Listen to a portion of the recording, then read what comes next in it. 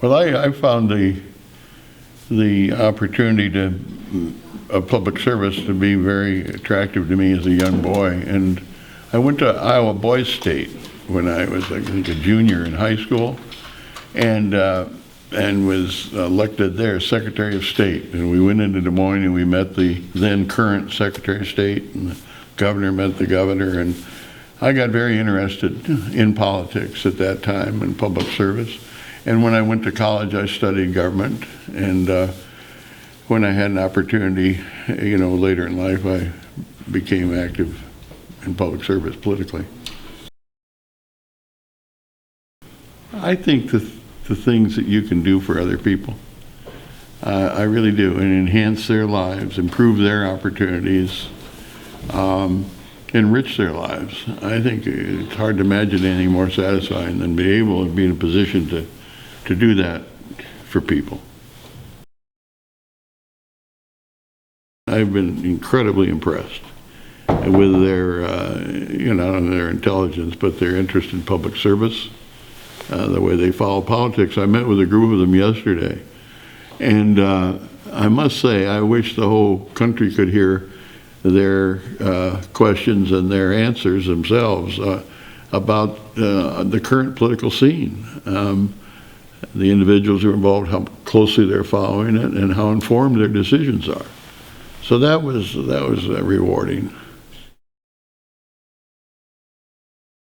Well, I certainly hope so. Certainly the college has been enthusiastic in their support, and I've had the privilege, as I say, mentioning and knowing more of them over the years, and all of them impressed me uniformly, and I've just enjoyed the opportunity to hopefully encourage some of them to get involved in politics, create an interest in a positive way.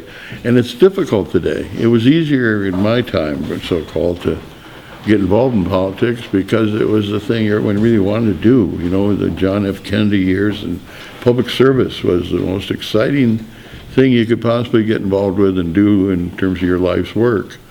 And now I find it's not the same attraction, and I think the interest and the commitment to do something in politics has to really be strong, and we need the best of the young people we can possibly have now more than ever before, I think, in so many ways. Well, it's disappointing, sometimes, but you realize that it's up to us to improve it. It's our country, it's our system, and it does a little good just to walk away in indifference and leave it to somebody else. Then how able and gifted are they going to be to perform the public service involved? I think so. I was very fortunate when I went away to college and law school. So when I came back to Cedar Rapids, Iowa, I'd been away from the state for 12 years with military service and education, law school, whatever. And so I didn't really know. My father had been a Republican. I really didn't, and an active one. And I really didn't know any Democrats to speak of in the whole state. And so when I got back, I got back only a year before the 1964 election. So I had to go all over the northeast Iowa. There were 11 counties in those days there. And I started out with a list of, I guess maybe 20 people that was given to me by a person that had been involved in the Kennedy 1960 campaign. And he had the responsibility of Iowa and whatnot. And he gave me this list of people I'd never, of course, even met. And I started out with that list in my car. And I would go into a county and call a person and say, if you can have a cup of coffee, or can I meet you on the farm, or can I come by? I'm interested in Democratic politics. And that's how it started. And 14 months later, we had the election, and we were fortunately won it. We had a primary, and we survived the primary in pretty good shape. So, but that was sort of an unusual beginning. You have to like people, don't you? Yeah, you have to enjoy people and find character's interesting. Yeah. I mean, you not only enjoy people, but there's so many incredible and fun people and characters, and oh yeah, your mind full of it. I could almost, not so much today, but not too long ago, I could name people in almost every county that were characters in some kind of way, and as you say, you find them enjoyable and fun to be around.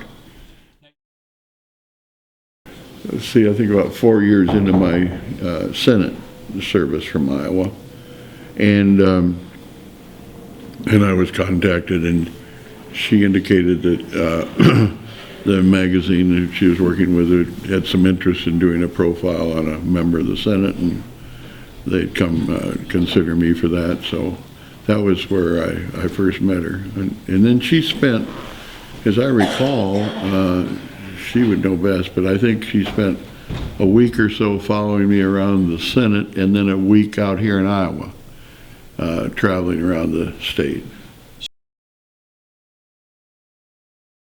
Yeah, I of course had known Ted Kennedy as an undergraduate at Harvard. We played football on the freshman football team together. You're great friends, right? Yeah, and we remained close friends our whole lives. And he invited me down to Hyannis Port one weekend. Well, we were freshmen there.